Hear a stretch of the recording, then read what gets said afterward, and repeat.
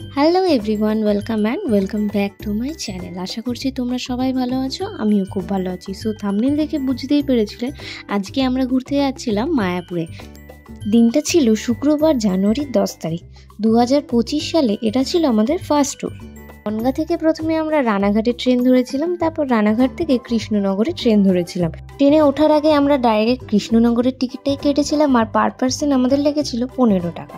রানাঘাটে গিয়ে ট্রেন দাঁড়িয়েছিল 4 নম্বর স্টেশনে, তারপরে আমরা চলে গেছিলাম 1 নম্বর স্টেশনে কৃষ্ণনগরে ট্রেন ধরার জন্য।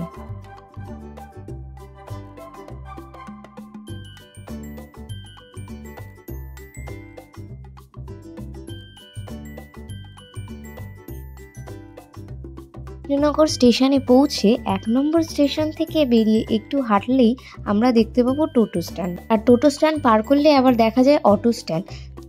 আমার মতে টোটো থেকে অটো ধরাটা বেশি ভালো, কারণ টোটো ভাড়াটা বেশি ছিল অটোর থেকে। টোটো ভাড়া পার পার্সন 60 টাকা করে নিচ্ছিল, আর অটো ভাড়া নিচ্ছিল যতদূর সম্ভব 15 টাকা কি 30 টাকা এরকম, আমার সঠিক জানা নেই।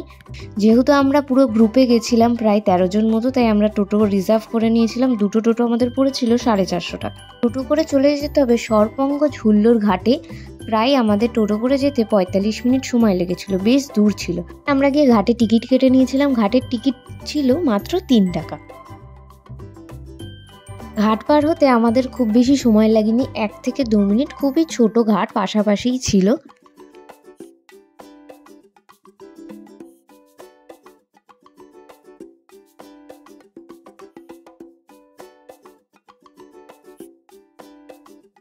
ঘাট পার হয়ে আবার আমরা একইভাবে সামনের দিকে এগিয়ে গিয়েই দেখতে পেয়েছিলাম টোটো স্ট্যান্ড। আবার ওখানে টোটো স্ট্যান্ডের মাথা পিছু ভাড়া ছিল 50 টাকা এরকম, যতদূর সম্ভব ঠিক জানা নেই। যেহেতু আমরা সবাই মিলে গেছিলাম অনেকে, সেহেতু আবার আমরা দুটো টোটো রিজার্ভ করে নিয়েছিলাম। আমাদের এখানে দুটো টোটোর ভাড়া পড়েছিল 400 টাকা যতদূর সম্ভব।